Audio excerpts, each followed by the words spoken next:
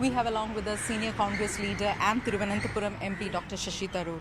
Dr. Tharoor, the Prime Minister in his address to the nation today on Independence Day has said that next year also he will be standing there and talking about the achievements of his government. Well, I think that's going to be decided by the people of India and not by his wishes or any individual wish. The truth is that in our democracy, there are lots and lots of currents and forces at play. I understand I couldn't hear the speech because I was myself running around my constituency for the last 5 hours. But all I can say is what I understand is that he didn't touch on issues like the rising unemployment in the country, which I hear about every day from young people. They feel their job prospects are dwindling. He didn't talk about the fleeing investors from our country that unfortunately more and more every year more and more people are relocating to places like Dubai and Singapore rather than investing in this country. He didn't talk about inflation, which has affected the Aam Aadmi. He didn't talk about stagnation of salaries, non-payment of NREGA wages, which is a big issue in my state. So there are a lot of problems, and what people will base their votes on, I don't think that standing at Red Fort, the Prime Minister is going to be able to judge. In the next 6 months, there will be a number of currents in the country, and that will ultimately lead to people's deciding how to vote. As far as I'm concerned, there are real issues that affect people's daily lives. And there are also national big ticket issues on which there can be an honest difference of opinion. We believe, for example, that if Pakistan is no longer a source of a great deal of violence in India, it's partially because Pakistan has very severe problems that it didn't have some time ago. Whereas on the China border, we are seeing a situation where there are a large number of patrolling points where both countries used to patrol, which are now barred to Indian Army and Indian soldiers alone. If that's not fixed, how can we claim that our borders are secure when the Chinese have encroached on areas that both sides used to patrol and now we can't? That is not, to my mind, a definition of a secure border. So all of these questions can be asked and raised in debates. I think there will be opportunities to talk about that. On Independence Day, I don't want to play politics. We all want the country to do better.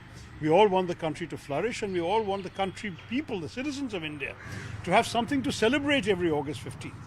That is the government's responsibility. We elect a government to improve our lives also, not just to keep the country safe, which is important, not just to keep the country and make it more prosperous, which is important, and more influential on the world stage, which the Prime Minister has always set great store by, but also to make the lives of individual Indians better. And the question that the opposition will be asking voters is your life appreciably better over the last 10 years because of anything the government has done? If it is better, then they will vote for the government. If it is not better, which is what I'm hearing a lot of, then the votes will come to the opposition, and then we'll see who does the August 15th speech next year. Thanks very much. Just one. He spoke about women development. He said that their focus is on having 1 crore Lakpati Didis, basically women entrepreneurship.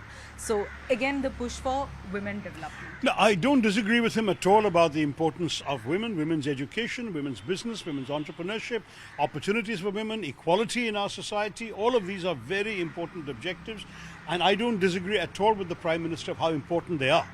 But I worry about the way in which they've been implemented. I mean, we have Beti Bachao, Beti Padhao, and yet we see the way Betis are being treated around the country, the horrendous number of incidents of violence against women, most recently and shockingly in Manipur. These are also examples of women are really being treated. So slogans alone and good intentions alone are not enough. We need tough action against those who abuse women. We need tough action against violence and rape and other kinds of horrors that are being inflicted upon women. And we need good promotional possibilities for women to be able to stand on their own feet, run their own businesses and so on. So the diagnosis is fine, the prescription is fine, but the medicine has to work and you have to administer the medicine properly. That is something we don't believe the government has done yet. Prime Minister said that Manipur peace is prevailing right now, and he also said that opposition just ran away after bringing in the whole no confidence motion in BSF. No, the opposition left only because we had heard an hour and 45 minutes of the Prime Minister's speech without any mention of Manipur, and so it was a protest decision. Frankly, we also heard a lot of attacks, insults and abuse of the opposition, and we had patiently listened to all that, hoping that the substance would come. After 1 hour 45 minutes, when there was no substance, many of the opposition leaders looked at each other and said, why are we sitting here listening to this? And they all got up, and so the rest of the opposition followed. I think it was unfortunate. I think if the Prime Minister had taken the opportunity to make a kind of prime ministerial speech rather than a political speech, if he had talked about the country as the Prime Minister, rather than talking about it, the leader of a political party who wants to attack the opposition, we would certainly not have walked out. We would have listened, because we wanted the no confidence motion only to hear the Prime Minister on Manipur. And frankly, who knows whether he would have even mentioned Manipur had we not walked out and provoked him to say whatever 2-3 minutes worth that he did. So I must say, on these matters, as an Indian citizen, forget political affiliation, I found the Prime Minister's silence inexplicable. This was a classic matter for the Prime Minister to speak to the nation. You know, in America, there is a shooting in a school, the President goes on TV to assure the nation. Here we've seen such horrors in Manipur. An entire state is burning, 150, 60 people have been killed, 5,000 people have lost their homes, God knows how many homes have been destroyed. We're looking at refugee camps inside our own country for our own citizens. This is a national horror, and the Prime Minister should have expressed his anguish and urged people to come together and resolve this much, much earlier. So there I find his silence very disappointing. All I will say is, at the end of the day, when voters vote, they will do a balance in their heads of all the pros and cons. Understandably, the Prime Minister wants to focus on reasons why he should be back next year. And we want to focus on the reasons why he should not be back next year. But that's not the issue. The issue is what is good for the people of India. Let the people of India decide when the next election comes around in a few months' time, and we'll see what their wishes are. Their wishes will determine the future of our country. Thank you so Thanks much. very much.